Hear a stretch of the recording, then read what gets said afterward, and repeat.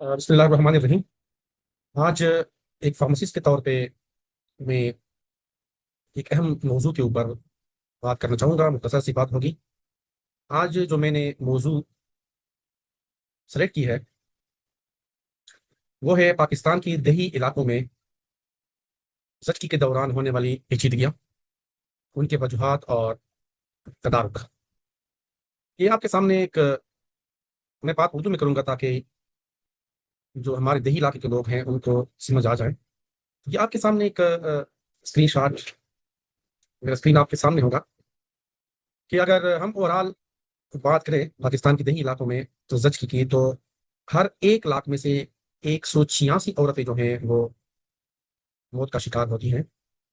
और अगर हम इसको देही इलाकों के साथ कंपेयर कर ले तो वहां ये तादाद दुगनी है। यानी अगर शहरी इलाकों में एक मौत वाकया होती है तो देही इलाकों में 2 अमवात वाकया होती हैं। इनकी जो वजूहात हैं वो देही इलाकों में एक तो ट्रेंड लोगों का ना होना, या प्रेग्नेंट औरतों का ट्रेंड लोगों तक जो एलएचवीज हैं या पीएचयूज में डॉक्टर्स हैं, फीमेल डॉक्टर, वहां तक उनका पहुंच, या बहुत ज्यादा दूर वाक़या होना हॉस्पिटल से, या एक और वजह इब्तिदाई उम्र में शादी, फिर सही खुराक का ना लेना और सही तरीके से फैमिली प्लानिंग ना करना। ये वो वजूहात हैं जिनकी वजह से ये अमवात वाक़या होती हैं। अब हमारा मकसद क्या होना चाहिए? हमारा मकसद ये है कि इन अमवात को कम से कम करना। एज ए फार्मासिस्ट या एज ए एकेडमिक मेंबर हमारा क्या रोल हो सकता है? ये एक स्लाइड आपके सामने है कि 27% यानी 100 में से 27 औरतों की जो अमवात है वो डिलीवरी के बाद जो उनसे खून का बहाव है उसकी वजह से अमवात वाकया होती हैं। तो ये इसको हम बचा सकते हैं अगर एज ए फार्मासिस्ट हम ऑक्सीटोसिन को वहां पर प्रोवाइड कर लें, उनके बारे में अवेयरनेस हो, और जो डिलीवरी है वो स्किल्ड लोगों के थ्रू कर लें।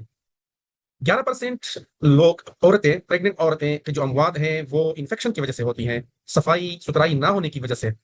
और स्पेशली जो घरों में डिलीवरी होती है वहां पर सफाई का खास इंतजाम नहीं होता, जिसकी वजह से वहां पर मौजूद जो माइक्रोब्स होते हैं वो इन्फेक्शन काज करते हैं, और वो इन्फेक्शन खून में चली जाती हैं, और वो खून वाली जो इन्फेक्शन है वो फिर जो हमारे वाइटल ऑर्गन हैं जैसे दिल है, लीवर है, किडनीज है, उनके फेल्यूर काज करते हैं। फिर एक अहम दूसरी वजह जो है इन्फेक्शन से भी बड़ी जो वजह है वो ब्लड प्रेशर का बढ़ जाना है। अक्सर अवकात, अक्सर केसेस में जो प्रेग्नेंट औरतें होती हैं उनका ब्लड प्रेशर हाई रहता है, वो उनका खास ख्याल नहीं रखते, रूटीन चेकअप नहीं करते, जिनकी वजह से जचकी के दौरान उनको दौरे पड़ते हैं, और उन दौरों की वजह से या उन ब्लड प्रेशर की वजह से, ब्लीडिंग की वजह से फिर मौत वाकया होती है। इसके अलावा अगर बच्चा नॉर्मल पैदा ना हो तो 8% औरतों की अमवात जो हैं वो वहां पर ऑपरेशन की सहूलियात ना होने की वजह से पेश आती है।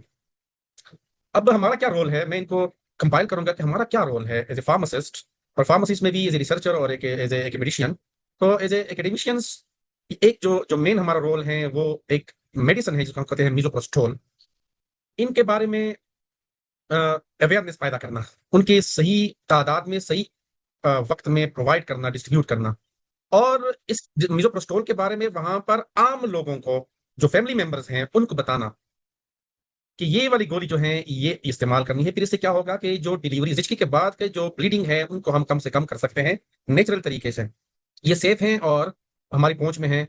तो ये एक बेहतरीन स्ट्रेटेजी हो सकती है अगर एज ए फार्मासिस्ट या फार्मेसी के तालिब इल्म हम देही इलाकों में इस दवाई के बारे में शऊर उजागर कर ले, और ये गोली जो है आसानी के साथ दस्तियाब है और बहुत कम कीमत के ऊपर दस्तियाब है। अच्छा, इसका एक और फायदा भी है कि ये मैदे की कुछ अमराज में भी बड़ा इफेक्टिव है। तो जो प्रेग्नेंट औरतें हैं वो इनसे ब्लीडिंग वाला फायदा भी ले सकती हैं और मैदे के भी कुछ फवायद हासिल कर सकती हैं। तो एज ए फार्मेसी स्टूडेंट या एज ए एकेडमिशियंस हमने देही इलाकों में इस ड्रग के बारे में शऊर उजागर करना है। इसके अलावा ऐसे इलाके, देही इलाकों में जहां पर सहूलियात नहीं है, तो उन इलाकों की निशानदाही करके हुकूमत तक पहुंचाना है। इसको हम कहते हैं पब्लिक हेल्थ और मेटर्निटी डेजर्ट मैपिंग। ठीक है, तो वो इलाके जहां पर ये सहूलियात नहीं है तो हुकूमत से हमने इसके बारे में बात करनी है कि इन इन इलाकों में अगर एलएचवी को की तैनाती हो या फीमेल डॉक्टर्स की, बीएचयूज की अगर वहां पर प्रोविजन हो तो ज्यादा बेहतर होगा। तो ये दूसरा तरीकाकार हमारा as a community member, as a pharmacy student हम कर सकते हैं कि उन इलाकों की हम निशानदाही करें। इसके अलावा एज ए फार्मासिस्ट हमने 2 इंजेक्शन होती हैं, एक ऑक्सीटोसिन जो कि बच्चादानी की कंस्ट्रक्शन में अपना रोल अदा करती है, और एक है मैग्नीशियम सल्फेट जो जचकी के दौरान वाले दौरे को कंट्रोल करती हैं। तो इनकी सही स्टोरेज, सही सप्लाई, सही डोजेज के बारे में वहां के जो हेल्थ प्रोवाइडर्स हैं उनको अवेयर करना है कि ऑक्सीटोसिन को स्टोर कैसा करना है या मैग्नीशियम सल्फेट को स्टोर कैसे करना है। मोस्टली जो एलएचवीज हैं उनको ड्रग के बारे में इतनी इंफॉर्मेशन नहीं होती स्टोरेज के बारे में, तो वो ऑक्सीटोसिन को अगर फ्रीज में रखती हैं तो साथ साथ वो मैग्नीशियम सल्फेट के इंजेक्शन को भी फ्रीजर में रख देते हैं, जिससे उसमें क्रिस्टल बन जाते हैं और वो भी अपना काम नहीं करते हैं। तो ये शऊर हमने एज ए फार्मेसी स्टूडेंट या एज ए एकेडमिशियंस वहां पर प्रोवाइड करनी है। जो नेक्स्ट है वो है 3 E's के बारे में इंफॉर्मेशन या अवेयरनेस। 3 E's क्या है? एक ई जो है वो अर्ली जो एएनसीज है, एएनसीज का मतलब ये है कि रूटीन में चेकअप कौन सी है, बच्चे का जो हिलना जुलना है पेट के अंदर, बच्चेदानी के अंदर, उसको नोट करना, उनको उसके बारे में प्रेग्नेंट औरत को बताना कि आपने अपने बच्चे को जो हिलना जुलना है उनको नोट करना है, और रूटीन में उनके अल्ट्रासाउंड के और रूटीन में ब्लड प्रेशर को मॉनिटर करना है या चेक करना है।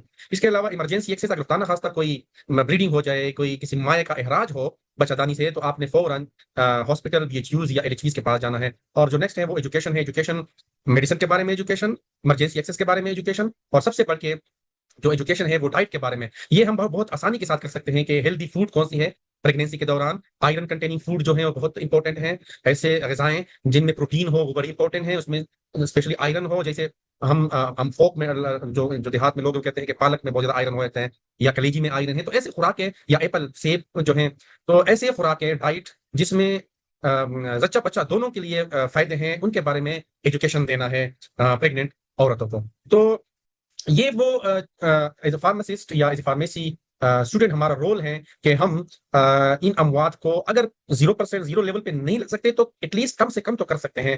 तो इसके बारे में हमने अवेयरनेस करना है। जैसे मैंने 3 इसके बारे में कहा, तो इंशाल्लाह कहते हैं कि कतरा कतरा दरिया बन जाता है। अगर हम इंडिविजुअल लेवल पे ये काम शुरू कर ले, फिर उसके बाद टीम बना दें, और उसके बाद वो टीम जो है ना वो देही इलाकों में हम भेजें।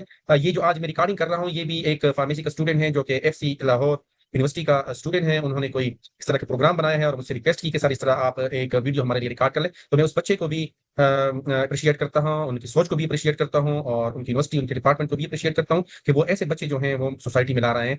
तो आप समूहों का बहुत बहुत शुक्रिया।